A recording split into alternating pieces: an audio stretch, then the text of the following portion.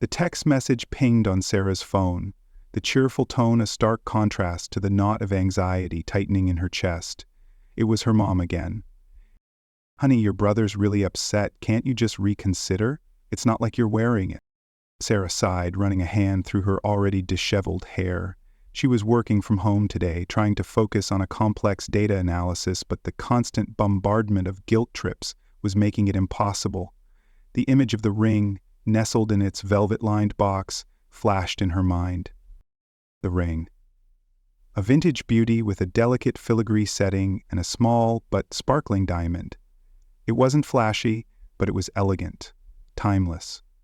More importantly, it was Grandma Rose. Rose had been Sarah's anchor, her confidant, her rock in a turbulent childhood. While her parents were busy climbing the corporate ladder, Rose had been there, baking cookies, reading stories, and listening with unwavering attention to Sarah's woes. Sarah remembered countless afternoons spent with Rose, the smell of cinnamon filling the air as they decorated sugar cookies for Christmas, Rose patiently guiding her clumsy hands. She remembered Rose reading her The Secret Garden until the pages were worn and thin, Rose's voice changing to match each character.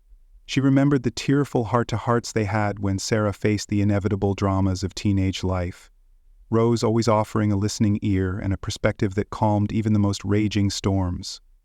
The ring, given to Rose by Sarah's grandfather decades ago, symbolized that steadfast love. Now, years after Rose's passing, the ring was causing a chasm in the family, all because her brother Michael wanted it for his girlfriend Emily. Michael, always the golden boy, the one who got everything he wanted, the eldest, the athletic star, the charismatic charmer. Sarah loved him, but she also knew him. He was used to getting his way. The conversation had started innocently enough. Michael had casually mentioned he was planning to propose to Emily, a kind, ambitious woman he'd been dating for 2 years. Then he'd asked, almost as an afterthought, "Hey, whatever happened to Grandma Rose's ring? You think I could borrow it?" Borrow. That was the word that had set Sarah's teeth on edge. "It's in storage," she'd replied cautiously. "Why?" "Well, Emily loves vintage jewelry, and it would mean a lot to me to propose with something that's been in the family for so long." He'd smiled, that winning smile that usually melted any resistance. But not this time. "Michael, Grandma Rose left that ring to me. It's special. I'm not sure I want to give it up." The smile vanished. "Special? It's sitting in a box, Sarah. I actually have a use for it." "You're not even engaged. What are you waiting for, Prince Charming to ride up on a white horse?" That's when the conversation spiraled out of control. He'd accused her of being selfish, of hoarding it out of spite. He'd said it was his right as the eldest son, a sentiment echoed by their parents when she'd called to complain. "Sarah, honey, your brother's right. It's a family heirloom. It should stay in the family, and that means with him," her mother had said, her voice laced with disappointment. Her father, ever the peacemaker, had added, "Just think about it, sweetie. It would make him so happy." But what about her happiness? What about Rose's wishes? What about the years she'd spent cherishing the ring, picturing the day she might wear it herself?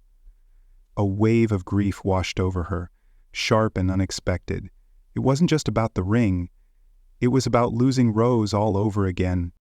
She scrolled through her phone, reading the barrage of messages from her parents. Each message felt like a tiny stab, chipping away at her resolve. She felt trapped, caught between honoring her family and honoring her own heart. Was she being unreasonable? Was she placing too much importance on a material object? Another message popped up. "He says you're intentionally keeping him from being happy. Is that really how you want him to remember you?" The guilt washed over her, thick and suffocating. Was she being selfish? Was she putting sentimentality over family harmony? The thought of causing Michael pain, of damaging their relationship, gnawed at her, but the thought of giving up the ring, of letting go of that last tangible connection to Rose, felt like a betrayal. She got up from her desk and walked to the bedroom. Reaching into the back of her jewelry box, she pulled out the small velvet case. Opening it, she stared at the ring. It shimmered in the soft light, a tiny beacon of love and memory. She could almost feel Rose's presence, her warm smile, her reassuring hand on her shoulder. She closed her eyes, Rose's voice echoing in her mind. This ring represents more than just a promise, Sarah. It represents a bond, a connection that transcends time. Suddenly she knew what she had to do. She couldn't simply hand the ring over. It wasn't just a piece of jewelry, it was a piece of her, a tangible link to the woman who had shaped her into who she was. But she also couldn't stand by and watch her family tear itself apart. She picked up her phone and typed a message to Michael. "Let's talk. Can we meet for coffee tomorrow?" The next day, Sarah found Michael waiting at their usual coffee shop, his face a mixture of anger and anticipation. He was fiddling with the sugar packets, avoiding eye contact. He was wearing his favorite baseball cap, pulled low over his eyes, a sign that he was trying to hide his emotions. "So," he said, his voice tight, "you finally came to your senses?" Sarah took a deep breath. The air in the coffee shop suddenly felt heavy, thick with unspoken resentments. She could smell the strong aroma of coffee, but it didn't comfort her. "Michael, I'm not giving you the ring." "Not exactly." His face darkened. "I knew it! You're just trying to torture me." "No, listen, I want you to have something. Borrow it if you will. I want Emily to wear it, but with conditions." Michael scoffed. "Conditions? What, you want a contract? You're unbelievable. I want you to know the story of the ring, the story of Grandma Rose, the story of what it means to me. I want Emily to know that too, and I want you both to promise me that someday, when you're ready, you'll pass it on, not just to the next generation, but with the stories attached." Michael looked at her, his anger slowly dissipating. He could see the sincerity in her eyes, the deep love she held for their grandmother, the pain this whole situation had caused her. He saw a flicker of vulnerability in her gaze, a hint of the little girl who used to follow him around, begging him to play with her. And Sarah continued, "I want to be there when you propose. Not to take over, but to be a part of it, to share the moment with you and Emily, to tell her about Grandma Rose." A long silence stretched between them. The only sound was the gentle hum of the espresso machine. Michael finally took a sip of his coffee, his gaze fixed on the swirling liquid. He looked tired, the weight of the family drama etched on his face. "That's a lot to ask," he said finally, his voice softer now. "It is," Sarah agreed, "but this ring means a lot, more than just saying, 'I do.'" He looked up, a flicker of understanding in his eyes. "Okay," he said slowly. "Okay, I can do that."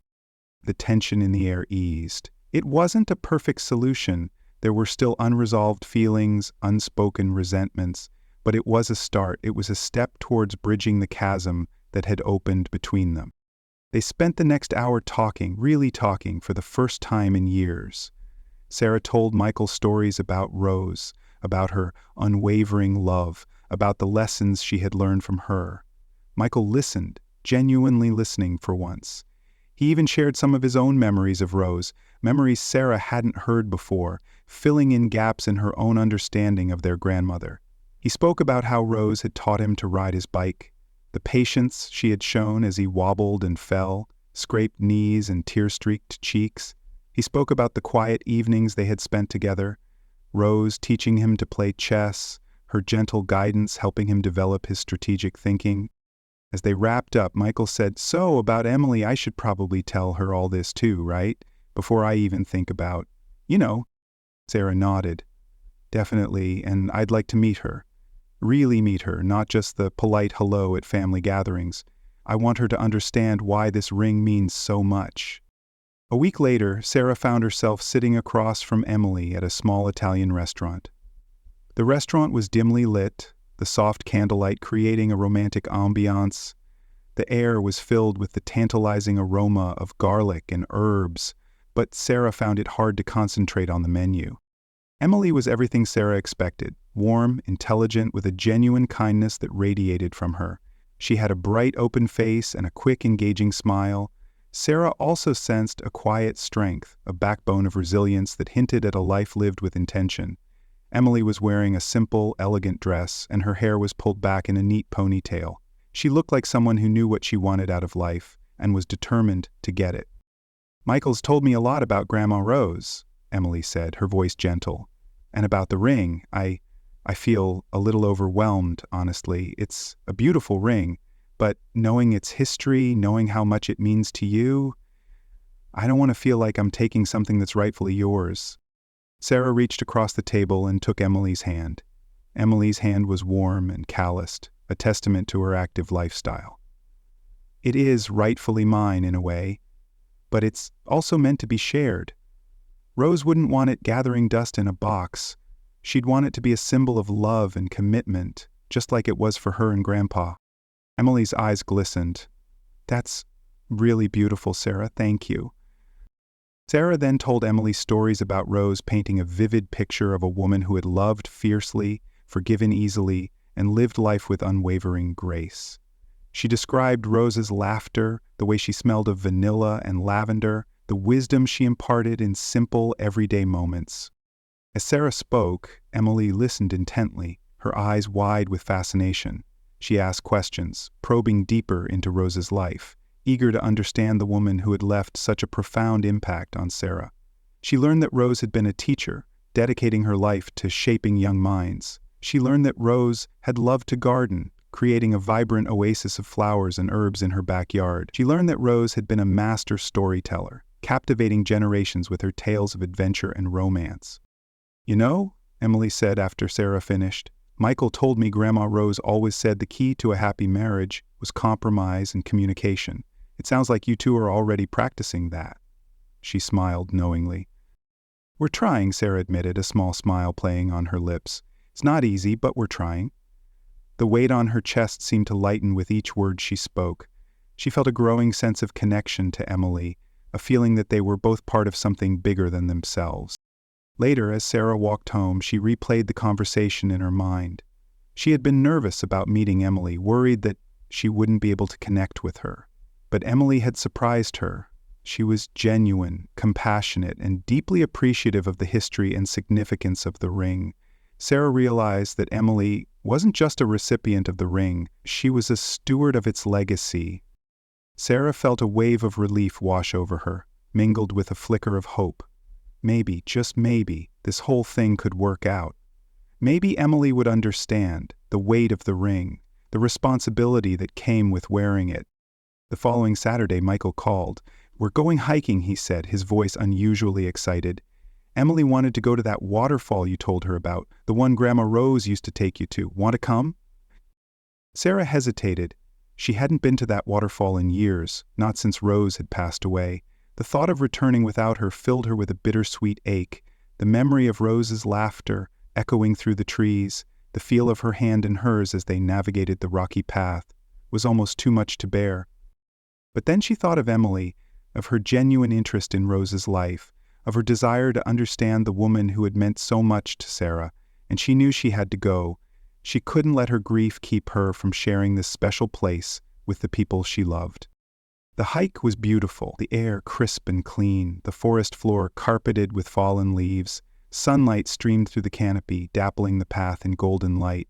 As they walked, Sarah pointed out landmarks that Rose had shown her as a child, sharing more stories, more memories.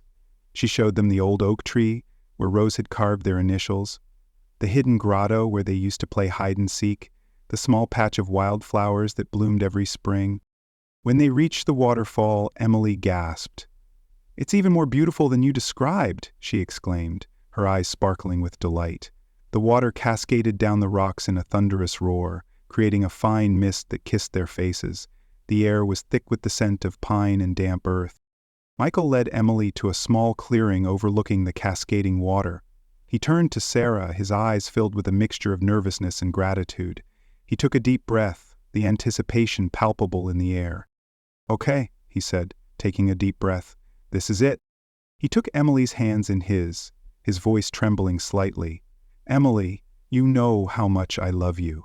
You're my best friend, my confidant, my rock. You make me laugh every day, and you challenge me to be a better person. I can't imagine my life without you." He paused, his eyes searching hers, filled with a love that transcended words. He reached into his pocket and pulled out a small velvet box. His hand trembled slightly as he opened it, revealing the ring. The diamond sparkled in the sunlight, catching the light and reflecting it back in a dazzling display. Emily's eyes widened and Sarah could see tears welling up. Her face was a mixture of surprise, joy, and overwhelming emotion. Michael continued, "This ring belonged to my grandmother, Rose. It's been in the family for a long time. Sarah's shared with you the story of Rose and of the love she and Grandpa shared. I want this ring to symbolize that same love, that same commitment between us." He knelt down on one knee. "Emily, will you marry me?" Emily's face was radiant. "Yes," she whispered, her voice choked with emotion. "Yes, 1,000 times yes." Michael slipped the ring onto Emily's finger. It fit perfectly. They embraced, their faces glowing with happiness. Sarah watched them, a lump forming in her throat. The scene before her was a testament to the power of love, a reminder that even in the midst of conflict and uncertainty, love could always find a way to triumph. Sarah watched them, a lump forming in her throat. She felt a pang of sadness, a longing for Rose. She imagined Rose looking down on them, her heart filled with joy and pride. But she also felt a sense of peace, a sense of hope. The ring was where it belonged, on the finger of a woman who appreciated its beauty, its history, and its significance. As the sun began to set, casting a golden glow over the waterfall, Sarah knew that Rose would have been proud. The ring had brought her family closer, had forged a new connection between two women who were now bound together by love, by memory, and by the enduring legacy of Grandma Rose. Sarah took a deep breath. She felt tired, but also fulfilled. She had navigated a difficult situation, and she had done it in a way that honored Rose, while also preserving her relationship with her family. She knew there would be other challenges, other misunderstandings, but she also knew that the love and memory of Rose would always be a guiding light for her. As darkness fell, Sarah stood alone on her balcony, looking out at the city sparkling below. The ring was no longer in its box, but it was still in her heart. It was a part of her family, a part of their story. And that, she realized, was all that truly mattered. What made Sarah do what she did? Do you think the situation could have been handled better? If you were Sarah, what would you have done differently? Share your comments and feedback below.